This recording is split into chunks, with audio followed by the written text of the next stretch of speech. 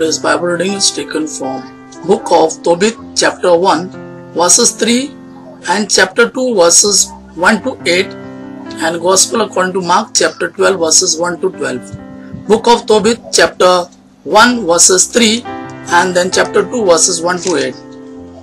All my life I have been honest and have tried to do what was right. I have often given money to help needy relatives and fellow Jews who were deported with me to Nineveh, the capital city of Assyria. When I returned home, I was reunited with my wife Anna and my son Tobias.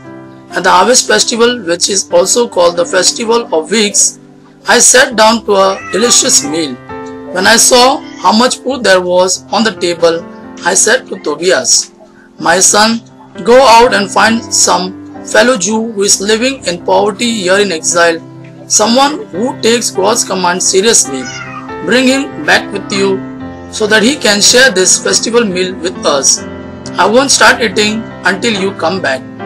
So Tobias went out to look for such a person, but he quickly returned shouting, "Father, Father." "Yes, what is it?" I asked. "One of our people has just been murdered. Someone strangled him and threw his body into the marketplace. I jumped up and left the table without even touching my food. I removed the body from the street and carried it to the little shed where I left it until sunset, when I could bury it.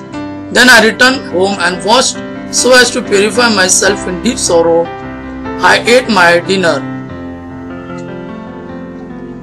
I was reminded of what the prophet Amos had said to the people of Bethel. Your festivals will be turned into funerals, and your glad songs will become cries of grief. I began to weep. After sunset, I went out, dug a grave and buried the man. My neighbors thought I was mad. "Haven't you learned anything?" they asked. "You have already been in danger once for burying the dead, and you would have been killed if you had not run away. But here you are doing the same thing all over again." Gospel according to Mark chapter 12 verses 1 to 12. Then Jesus spoke to them in parables. Once there was a man who planted a vineyard, put a fence around it, dug a hole for the winepress, and built a watchtower. Then he let out the vineyard to tenants and left home on a journey. When the time came to gather the grapes, he sent a slave to the tenants to receive from them his share of the harvest.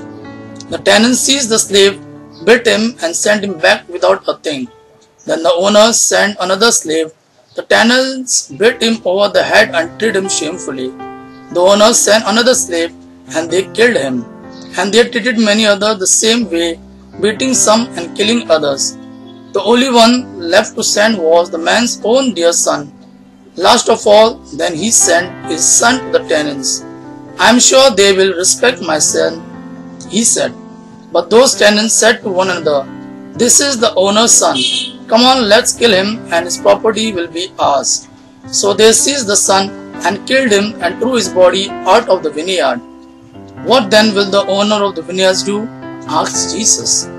"He will come and kill those men and hand the vineyard over to the other tenants. Surely you have read the scriptures.